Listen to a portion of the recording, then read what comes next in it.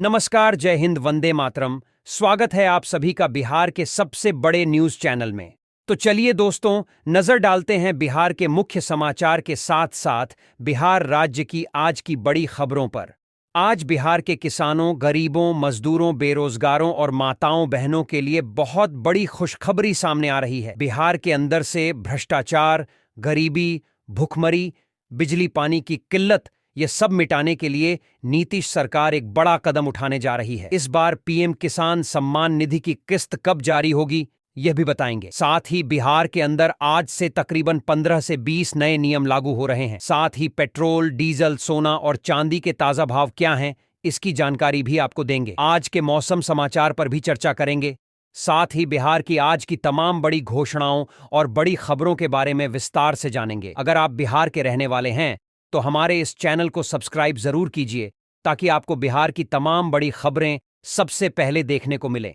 और इसी के साथ आपको सरकार की तरफ से जिन जिन योजनाओं का लाभ मिल रहा है, उन सभी योजनाओं से आपको बाहर निकाल दिया जाएगा, यानी कि आपको किसी भी योजना का लाभ नहीं मिलेगा। इन सब से अगर आपको बचना है तो इन नियमों को जानना जरूरी है। तो यह नियम क्या हैं, आप पर लागू होंगे या नहीं होंगे, यह जानने के लिए आपको यह वीडियो देखना होगा। सारे नियमों की जानकारी एक एक करके विस्तार से हम बताएंगे, तो आप वीडियो में अंत तक बने रहिएगा।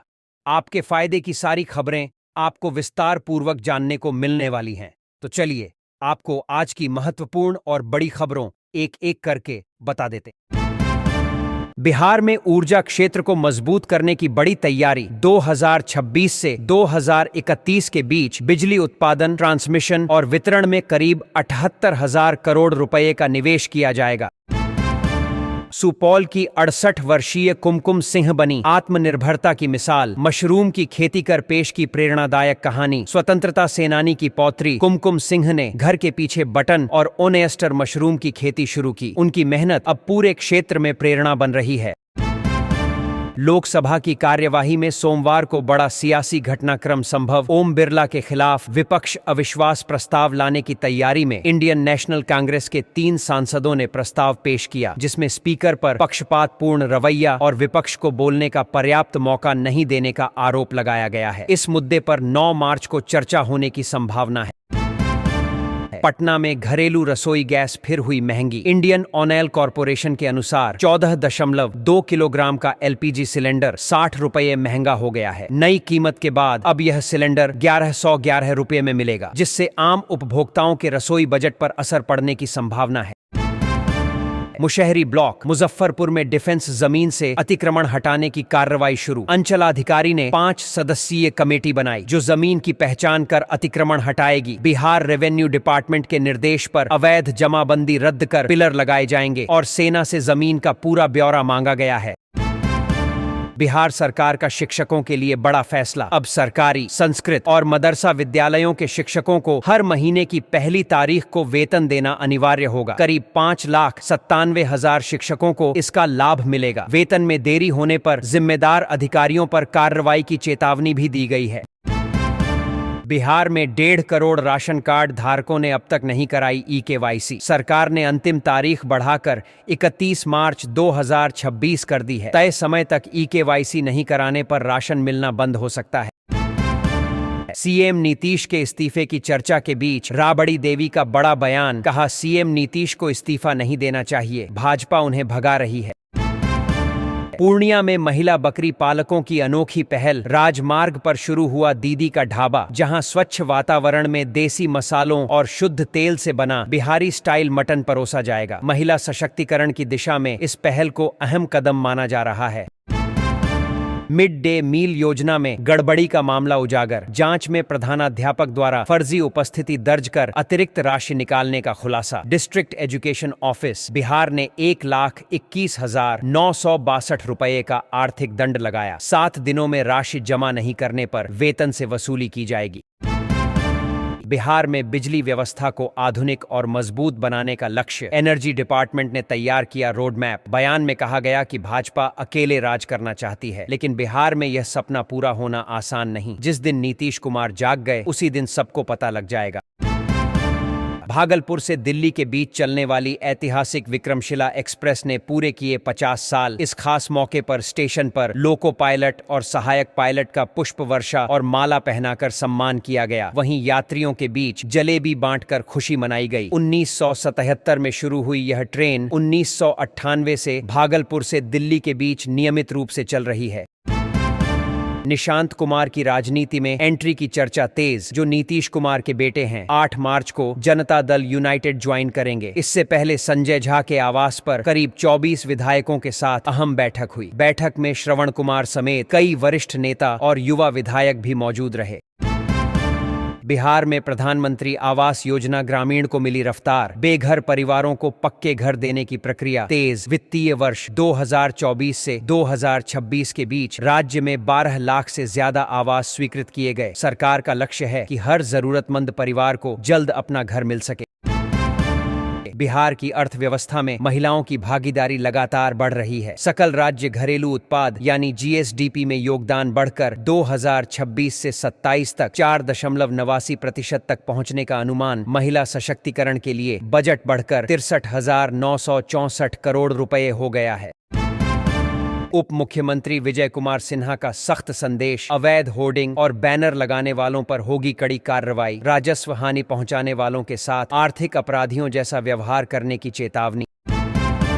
बिहार की राजनीति में मुकाबला और भी दिलचस्प होने के आसार। तेजस्वी यादव की पार्टी राष्ट्रीय जनता दल को अब सीधे तौर पर भारतीय जनता पार्टी की सरकार से टक्कर लेनी पड़ सकती है। राजनीतिक विश्लेषकों का मानना है कि भाजपा एक बार फिर जंगल राज और ध्रुवीकरण के मुद्दे के साथ चुनावी मैदान में उतर सकती है। ऐसे में आरजेडी के सामने चुनौती और भी कठिन मानी जा रही है। बिहार के कैमूर जिले से एक दर्दनाक सड़क हादसे की खबर सामने आई है। रामगढ़ थाना क्षेत्र में यूपी सीमा के पास 2 बाइकों की आमने सामने टक्कर में मामा और भांजे की मौके पर ही मौत हो गई। बताया जा रहा है कि दोनों दिलदार नगर जा रहे थे, तभी दूसरी बाइक से जोरदार भिड़ंत हो गई। टक्कर इतनी भीषण थी कि दोनों ने घटनास्थल पर ही दम तोड़ दिया। इस हादसे के बाद दोनों गांवों में मातम का माहौल है।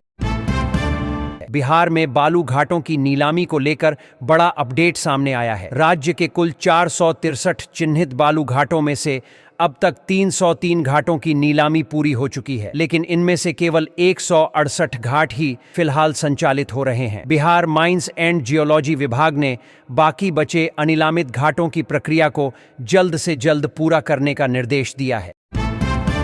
बिहार में शिक्षा व्यवस्था को बेहतर बनाने की दिशा में बड़ा फैसला लिया गया है। राज्य के 71,000 से अधिक प्रारंभिक विद्यालयों में पढ़ने वाले लगभग 1,33,00,000 बच्चों का मूल्यांकन अब वार्षिक परीक्षा के आधार पर ए से ई तक ग्रेडिंग सिस्टम से किया जाएगा। शिक्षा विभाग के मुताबिक जिन बच्चों को सी, डी और ई ग्रेड मिलेगा, उन पर विशेष शैक्षणिक ध्यान दिया जाएगा। पूर्णिया से एक दिल दहला देने वाली घटना सामने आई है। यहां एक बुजुर्ग महिला की हत्या के बाद अपराधियों ने शव के साथ अमानवीय व्यवहार करते हुए उसे आम के पेड़ से लटका दिया। इस घटना के बाद पूरे इलाके में सनसनी फैल गई है। पुलिस मौके पर पहुंचकर मामले की जांच में जुट गई है। मुजफ्फरपुर में हाई सिक्योरिटी रजिस्ट्रेशन प्लेट यानी HSRP को लेकर वाहन मालिकों की परेशानी बढ़ गई है। यहां एजेंसियों के पास 79,000 से अधिक HSRP के आवेदन लंबित पड़े हैं। इस वजह से लोगों को सड़क पर जुर्माना लगने का डर सता रहा है। वहीं कई वाहन मालिकों को अब तक RC भी प्राप्त नहीं हो सकी है।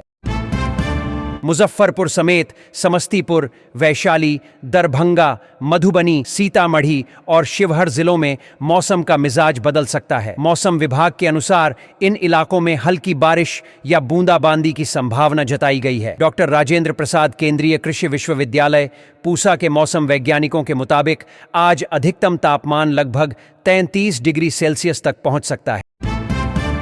भोजपुर जिले के बीहिया प्रखंड में महिला सशक्तिकरण की एक प्रेरणादायक तस्वीर देखने को मिल रही है। यहां बीडीओ, सीओ समेत कई महत्वपूर्ण प्रशासनिक पदों पर महिलाएं अपनी जिम्मेदारियां निभा रही हैं। यह पहल क्षेत्र में महिलाओं की बढ़ती भागीदारी और नेतृत्व क्षमता को मजबूत संदेश दे रही है।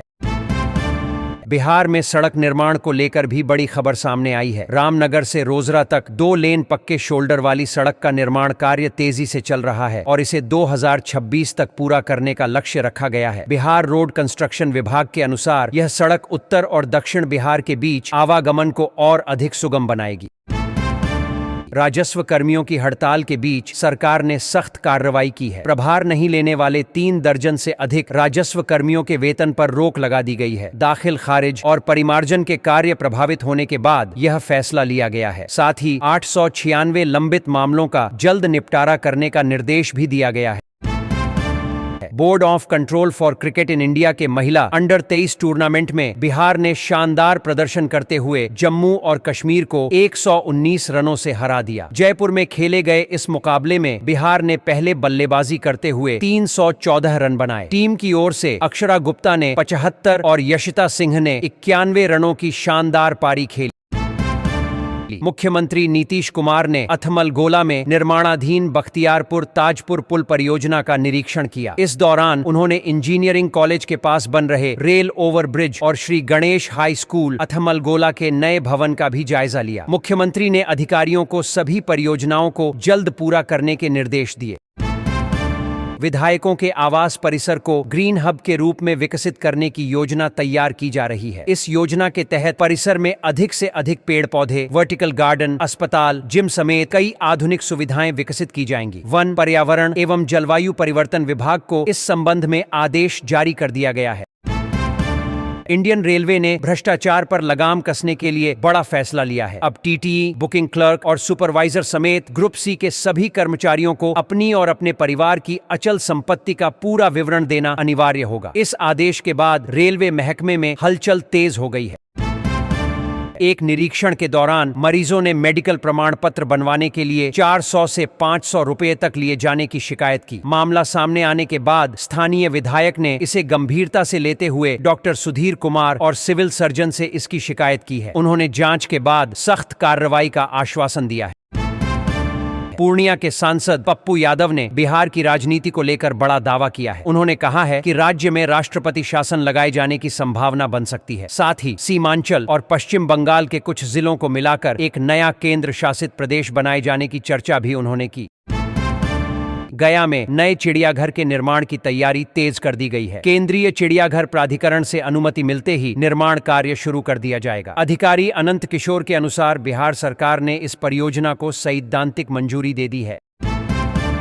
कैमूर जिले में गरीब और निम्न आय वर्ग के परिवारों को बिजली बिल से राहत देने के लिए नई पहल शुरू की गई है। कुटीर ज्योति योजना के तहत बीपीएल उपभोक्ताओं के घरों की छत पर मुफ्त सोलर पैनल लगाए जाएंगे, जिससे बिजली खर्च कम होगा और स्वच्छ ऊर्जा को बढ़ावा मिलेगा।